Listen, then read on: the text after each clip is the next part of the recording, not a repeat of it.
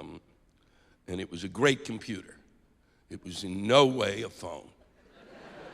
Because the carrier was AT&T, and AT&T is a carrier in much the same way as a mosquito carries malaria.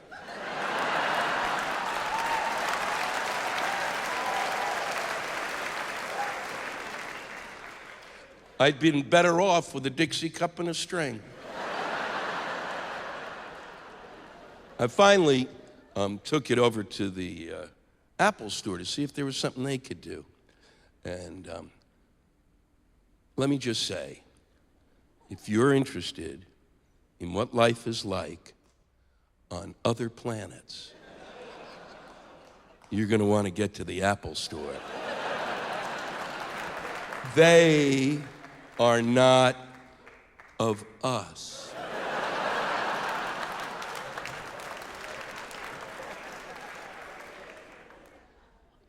They have no genitals.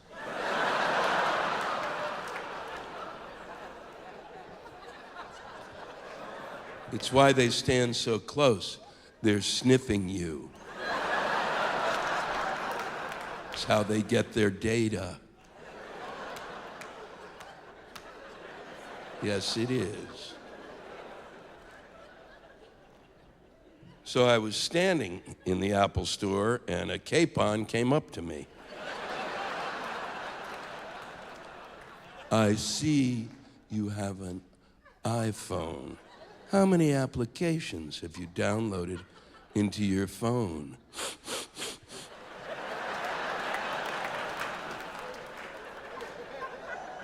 Well, I haven't downloaded any. I came here to see if you had an app that would turn this piece of shit into a fucking phone.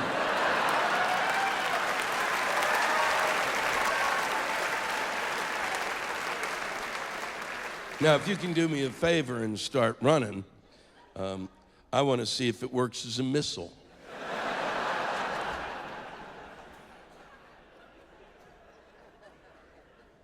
John Bowman, my good friend and a great comic, told me of a story. He went to the Apple store to do some business, and he gave the woman, the sales lady, a credit card. And she looked at it, and she went, "John Bowman." He said, "No, it's John Bowman." And she said, "John Bowman." They know. They know better than we do.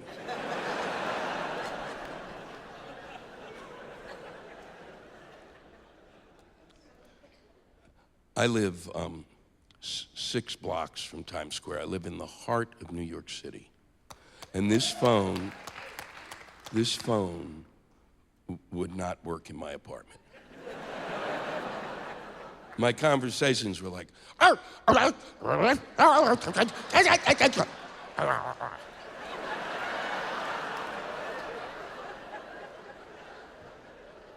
this is how fucked up I was.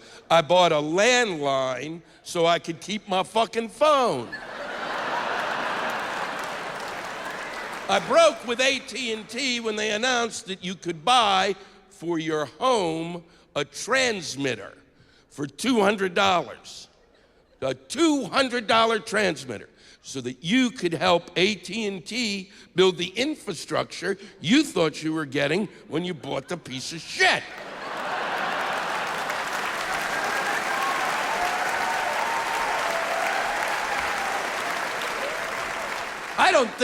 We don't know, do we, what a cell phone does to us.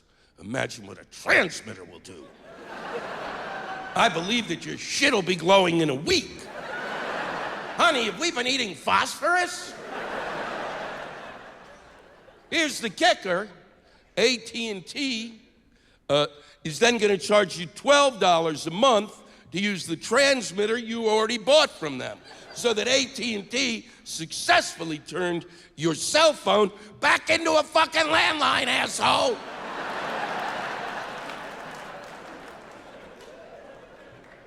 I finally went down to AT&T and quit. And you can't quit a contract, okay? Don't even fucking try it. You quit your contract, they will find you and shoot you in the leg.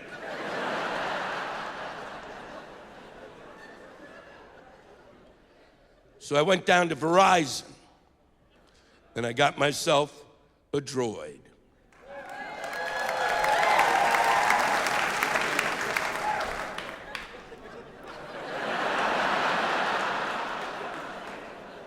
Don't you ever applaud an inanimate object again. I believe that's why they have that section about the golden calf in the Bible.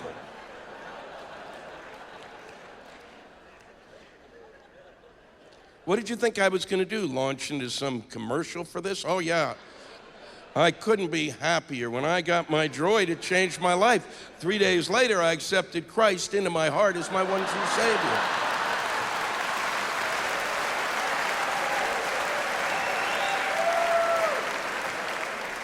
And Droid is the one with the Jesus app. Even if you get rid of it, every Easter Sunday, he comes back again.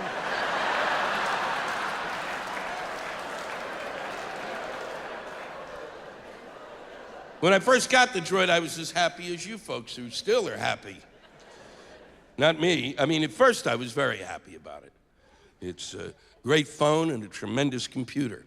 And when you turned it on, it said its name, Droid. I keep it here in my pocket. I wish it would say, groin. Then I'd always know where it is. I don't think it's really smart to keep a phone this large and a screen that big right next to your nutsack. I believe my sperm are dying. I hear them weeping every morning. Son of a bitch, Lou, it's hot as hell down here. God damn it, it's like the sun is out 24 hours a day. Get us some water. I don't think we're gonna make it to the top of the hill again.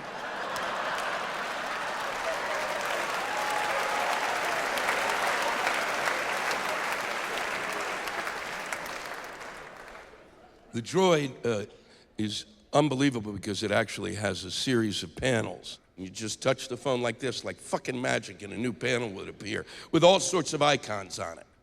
They do all sorts of things. I don't even know what half of those fucking icons do, and I'm not gonna touch one I don't know because I don't wanna enter an alternative universe.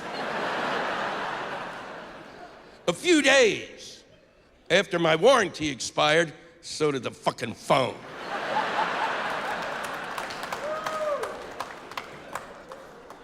It froze on visual voicemail, and I could not use the phone anymore to make calls. I believe that my phone was trying to torment me. Here are all the people you have to call, and you can't. I took it down to the folks at Verizon. They said, been having trouble with that phone? Yeah. Well, to be honest, and I'm quoting, we've been having some trouble with the Droid. And you fucking sold it to me! Well, we can fix it. We have a download. Oh, you do? Here. Let me put it here. Is that where you're gonna shit on it?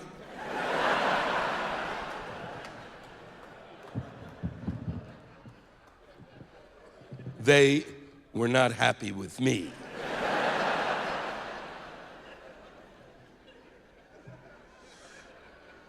They took the phone from me and put it on a life support system.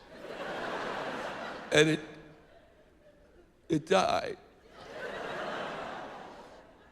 But then, in just a few minutes, it started to come back to life, and the colors were brighter than I remembered. Oh my God, they brought it back. They've given me my Droid back. I immediately hit one of the text icons to be sure that I could tell my friends I was back in communication. But nothing showed up about texting. What showed up was all of my email. Pretty fucking strange. Then I hit the email icon, and my emails didn't show up. What showed up was a face of some big-headed guy, a Facebook. It was his Facebook page. He wasn't even my fucking friend. I wasn't his friend. Did my phone want me to communicate with him? I decided, I just want to use it as a phone. That'll be fine. And so I tapped in the first 3 numbers of my call, and visual voicemail came up. The gentleman from Verizon who were looking over my shoulder said, "Wow, that really is a piece of shit."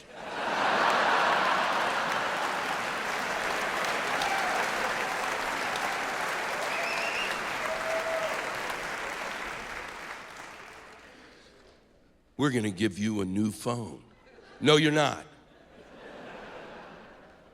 I don't think you realize what's happened here today. This is historic. My phone is beginning to exhibit signs of free will. I have to learn to communicate with it. I don't have children, and this could be my last chance. I'm gonna raise this little son of a bitch, and he's gonna be great. And I'm gonna call him Groin."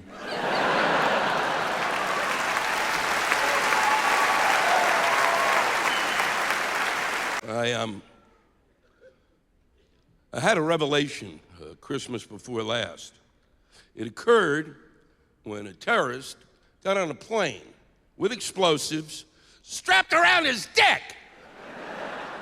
And his mission was to blow up Detroit.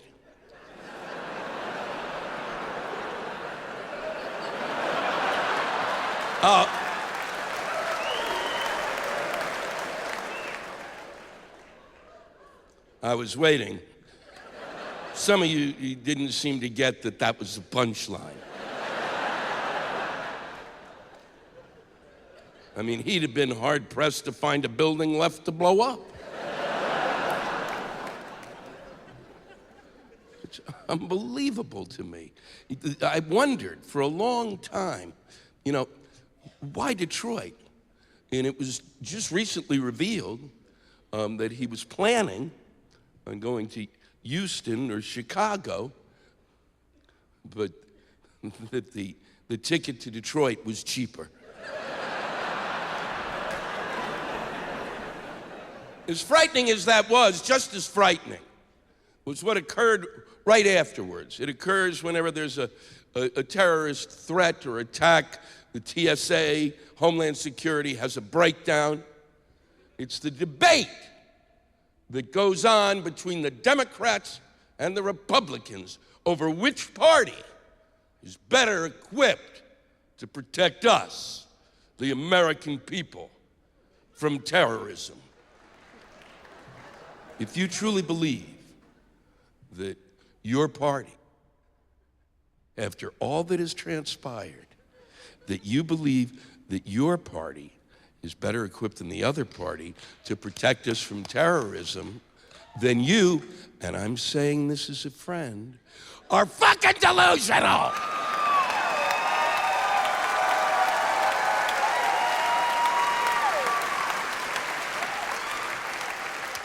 There's nothing to be debated, okay? You better fucking get that now. If you don't get this, if you don't realize that both parties have a vested interest in keeping us, the American people, alive, then you've missed the point. They need us to keep living so those idiots will have someone to fucking talk to.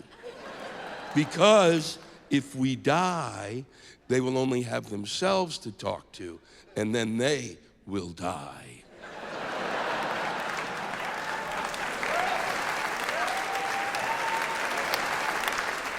What has to happen when something like that occurs is that both parties have to then go off together and discuss what needs to be done. If they really desperately need to debate, then each party should pick someone to tell us which of them has the better nipples. We don't have time for that debate. Why? Because we Americans have shit to do.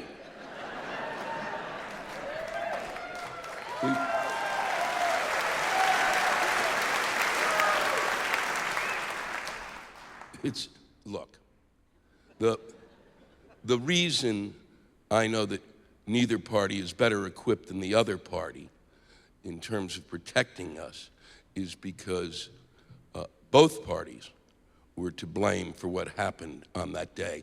And how do I know that? Because of and now I'm going to say a word that's going to come as a shock to you. I know it because of a fact. That's a word you never hear. Democrats and Republicans believe that what they tell you about the fact is actually the fact itself. And it isn't a fucking fact! The fact is that both parties were to blame because neither parties, in the 8.5 years from 9/11, were capable of getting the list of names of all of the terrorists and the would-be terrorists to all of the airports in the world.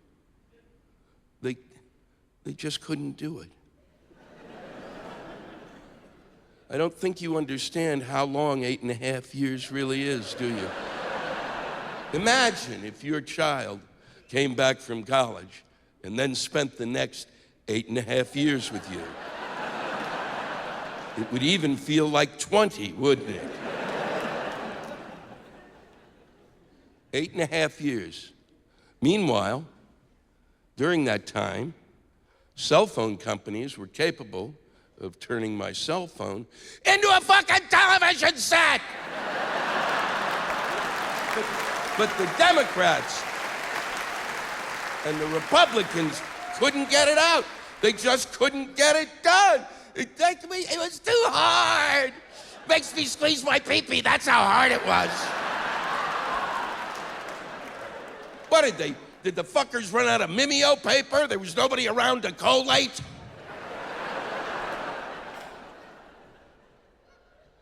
8.5 years ago, I could have gotten a barge and taken it to the harbor of New York City where I live, and in that barge, I could have filled it up with donkeys, stem to stern, packed with donkeys, and on the back of each and every donkey would be a list of the names of all the terrorists, or would-be terrorists, and I could have pushed that barge away from shore. And I believe that in that 8.5 years, one of those donkeys, just by accident, would have stumbled into an airport somewhere.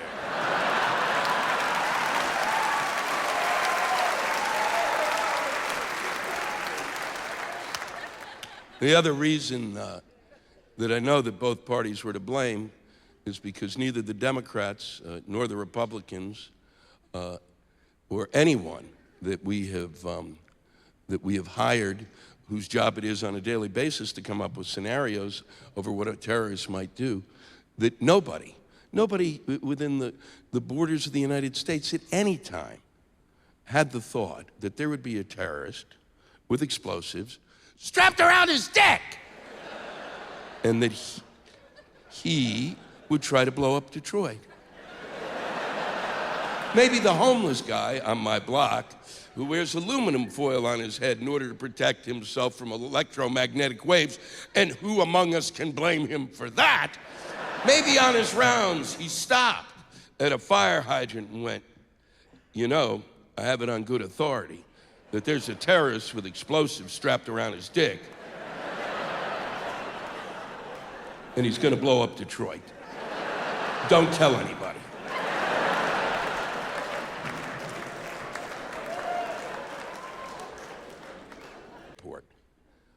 Because I spent way too much time there, and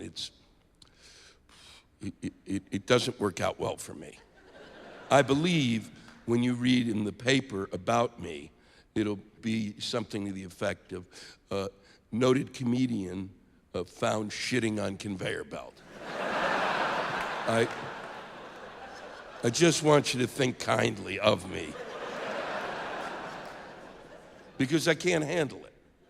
I can't. I'm there too much, and when you have to, on an almost daily basis, watch people who are flying out of the airport who maybe take a trip once or twice a year and just don't get it, where you hear questions like, well, why can't I bring my lawnmower? I left the gasoline at home. The TSA is bombarded with people on a daily basis, and all I want to do is help them out. I think the federal government should download the list of names of all the terrorists and would-be terrorists, and their photos if they have them, or if they're on Facebook, even better, because you can never have too many friends. So that I can sit there and keep an eye out for these bastards. But you know, right after the terrorist with the explosives strapped around his dick, and let me just say, I would have liked to have been a fly on the wall when they convinced him to blow his dick off. Seriously, that is a seminar. Tony Robbins, my ass.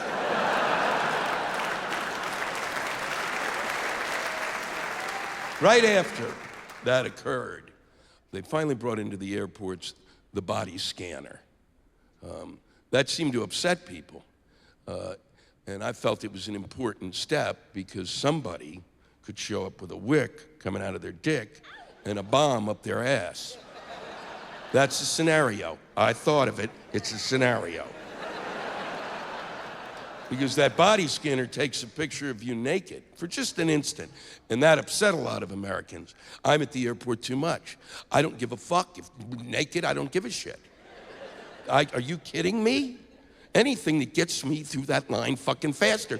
3 years after 9/11, 3 years, I knew all the members of the TSA at my airport in Newark.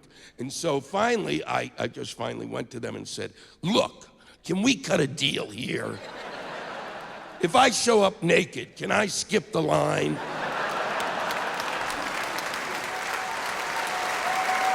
Now, there's a group of people who are also upset by this scanner, because in order to take that picture of you, you get a little radiation, and that worries some folks. And I know it because I could hear them discussing it on their cell phones. At what point don't you get it? The little radiation scares you? How the fuck do you go to a dentist? The dentist says, we're gonna x-ray your teeth, we're gonna give you a little radiation. And then him and the assistant leap and hide behind a lead bunker.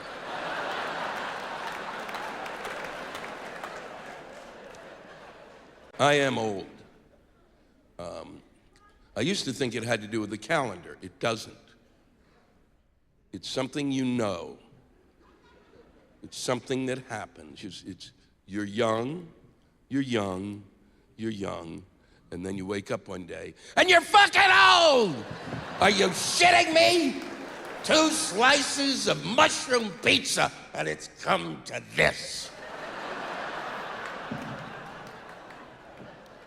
Nothing irritates me more than when I'm watching a celebrity on TV who's about my age and they go, you know, I just turned 64 and I've never felt better in my life. Really, douchebag? This is the best you've ever felt. What was your childhood like? Did you have polio and they kept you in an iron lung until you were 21? And then when you got out, they covered you with ticks and your parents just got the last one off yesterday? I don't know what you see when you look in a mirror, but I'm looking at you and you look like shit. You've got 10 hairs and 3 are coming out of your nose. You got a gizzard on you that makes me think that a turkey's gonna be fucking you in the ass. I know why you've never felt better in your life. You have Alzheimer's.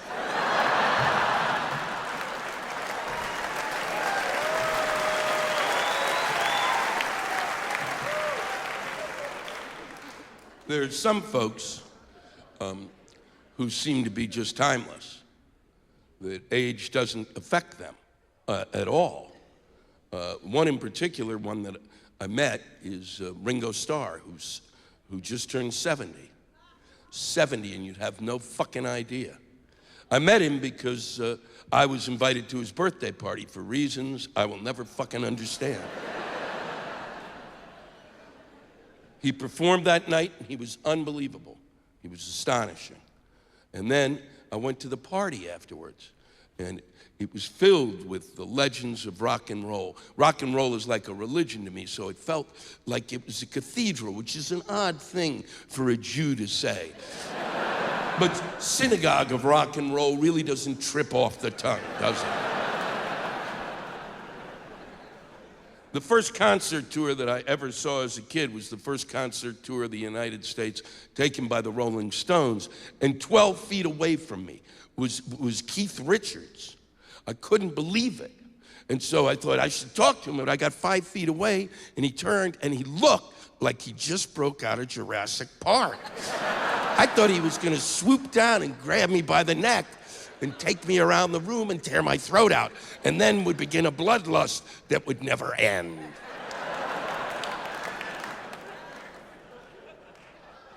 They finally said to me, Ringo Starr would like to meet you, and I thought, wow. And I'm not starstruck, but I did try to prepare myself, and it didn't work. I went up and shook his hands, and I said, it was like an AT&T conversation. And so the handlers quickly got me out of the room, and I ended up going into another room as I was trying to leave, and the only people there were myself, and I'm looking at a very beautiful blonde, and next to her is Paul McCartney.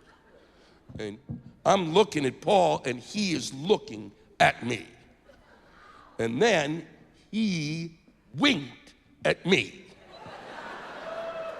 Now, what do when Paul McCartney winks at you? You wink the fuck back. You don't think about it, you're just gonna get both eyes.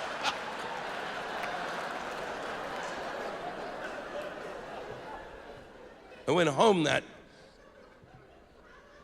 night, and I lay in my bed, and I realized that maybe I wasn't old, because deep in my chest beat the heart of a 12-year-old girl.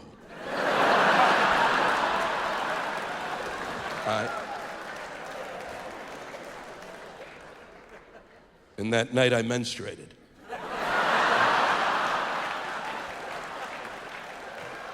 It's not as bad as they say.